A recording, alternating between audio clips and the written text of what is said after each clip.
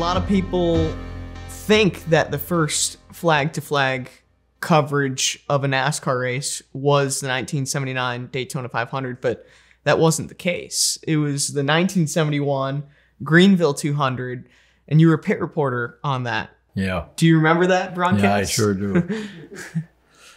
I had something that looked like a pack from World War I lugged around, and I had a great time. David Pearson and Bobby Isaac were the stars in that show. Imagine a guy who came out of that business of making underwear in North Carolina. The star, right, with Bobby Isaac, who I just loved. He couldn't read too well, but he could understand as well as anybody I ever met in my life. I thought he was quite a guy. And that was good enough for him. And he thought he could do it better. And he kept proving it. In that race, those two fought it out at the end. It was a runaway. I think, didn't Bobby Isaac beat David Pearson by a few laps? I think he did. Yeah. Because one of them tuckered out. But, but the car tuckered out. Yeah. Not him. But those are the guys that really put solid roots in the ground for this sport and where it's going and what it's becoming, and more power to them. I heard you describe the 71 flag-to-flag race in Greenville as quite the experiment. What worked about it, what didn't work about it, and, you know, what did ABC think about that race after it was all said and done? I can't tell you that. I know that I walked out and thought, that's pretty interesting. Yeah. And it was a short track. It wasn't a long track.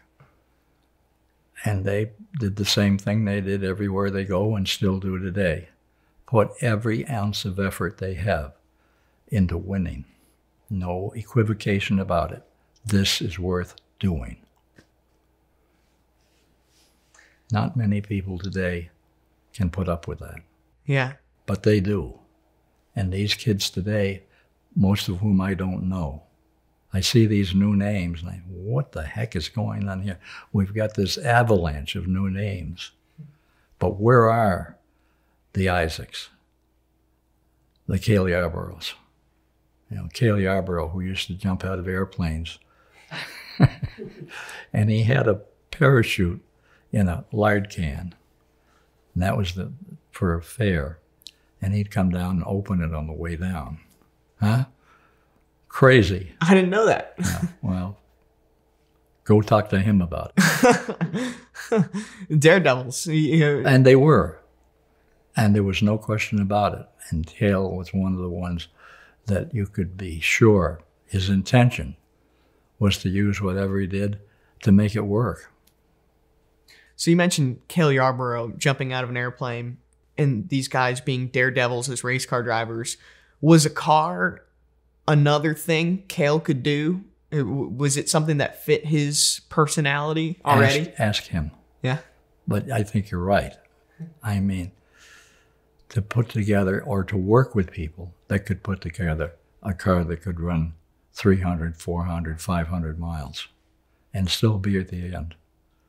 Hey, and that originally was not out of Detroit. That was right out of the barnyard, over and over again in the South. And they were so proud of it. That was their people doing what they do well.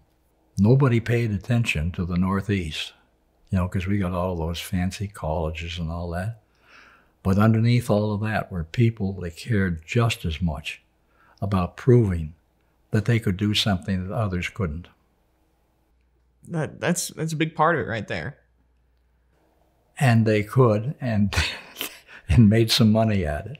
What's wrong with that? Yeah, it comes down to the, you know, your famous quote. It's common men doing uncommon deeds. Yeah, which was all of World War II. Common man doing uncommon deeds is why we were so successful in the Pacific and punching into Germany in World War II too. they wouldn't be denied. They'd stick with it and fight with it as long as they had breath to breathe.